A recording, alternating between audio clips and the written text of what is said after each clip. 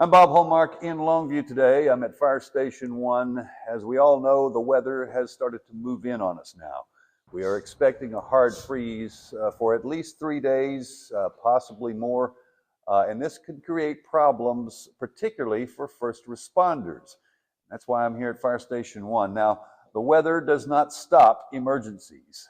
First responders will have to get out on emergencies, possibly on icy or snowy roads, and that presents a problem that they have learned from over time, particularly over 2021. As you can see, we've got a call going out right now from Fire Station 1 here. Now, one of the things that we're going to talk about here is preparation, and to do that, we're joined now by Kevin May, Longview Fire Marshal. Kevin, I'm guessing that there are some preparations that are being made for the cold weather. Is that right? Right. So anytime we start thinking that we're going to have some issues that could cause problems with, travel, such as icy road conditions, power loss, or anything like that, we've got some policies that we implement as far as keeping your vehicles fueled up, where normally we may let them get down to 3/4 of a tank of fuel, because we run the risk of fuel stations running out of fuel or maybe losing power and the pumps losing power. So pretty much every time they go on a call, they're going to stop and try to get fuel on the way back. So that way we make sure our ambulances and our fire engines are full. Gotcha. Okay. A priority is something that we know very well in the news business. When we have weather events, our units have to be topped off with fuel and ready to go. So one of the things, I guess, that you've learned through experience, and we're going to take a look back now at the great snowstorm of 2021, is that it taught you a few things about preparedness if you have extreme weather events like this. Right. So we've always had the capabilities of putting tire chains on our engines and our ambulances because that is such a precision installation. We know now that we have our fleet services do that for us, because if you lose a chain, then it can do some damage to the fire apparatus itself. So that's one of the things that we've learned, is to make sure that those tire chains are installed and installed properly. We've also introduced some four-wheel drive administrative vehicles into our fleet, where before we had our 2 grass trucks that were four-wheel drive, but now we've actually got some 3/4 ton trucks that are four-wheel drive. So that helps us get around a little bit easier if we need to move personnel, move some equipment, anything like that. All right. Now, we do want to stress that, these events are rare for East Texas, but we have gone through it periodically.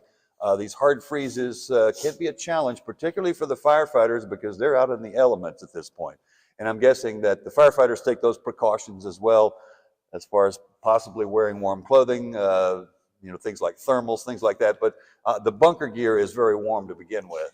Yeah, so during the cold weather, you may see the firemen with their protective equipment on, their what we call their bunkers, the bunker coat, bunker pants, bunker boots, because they do offer a little bit of insulation from the cold, as well as they do from the heat from the fire that the intention is for. Okay, now we're going to turn a little bit here, and you look over at Kevin's shoulder. You see, here's one of our ambulance units right here, and on the floor over there, you can see, we're going to show you some pictures here. These are the chains that they will be using. Critical equipment, because let's say we do have icy roads that are packed, and we've seen how this can happen before, where the snow gets run over and it creates a pack on top of the road, and you're going to need those to be able to maneuver. It will slow you down a little bit, not much. As long as you have the chains, you're still going to be able to make response. Right. So our goal is to get there and get there safely. So when we have the chains put on the tires, what we have back here, these are your heavier truck chains. Our command staff vehicles, our Tahoes, some of our 2-wheel drive trucks, they have more of a cable installation that goes on them, but the principle behind it is the same. It allows us to get traction on the ice or on that packed snow, so we can continue that response. It's at a slower pace. You can't drive fast with these things on the tires, because like I said, if you sling them off, then you run the risk of damaging the vehicle, the axles, the tires. So there's a minimum speed or maximum speed of like 15 miles an hour that you're not supposed to go over. So it keeps you moving, which is the ultimate goal. White Oak Fire Chief Cameron Kazai is making inspection of his fire units to make sure they'll be ready for the hard freeze. We'll make sure our trucks are fueled up. We've got any power equipment we got on there. We've made sure it's fueled up, running, ready to go. We ran some of it this morning on a call, so we know that that stuff's working. In the past, we've had problems with limbs falling on the road, trees down. We get out and help Public Works with that.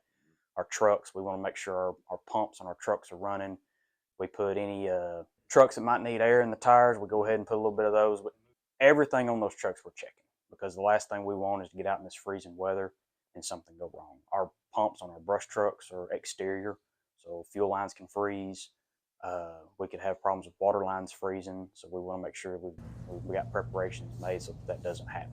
All right, and so obviously we are in preparation at this point. We hope that this will be maybe something that is not as severe as expected, but you are prepared in the event that it is. Yeah, like I said, anytime we start getting the idea that there could be some ice, snow challenges, we go ahead and start the preparation. Like I said, the crews know, keep your trucks filled up.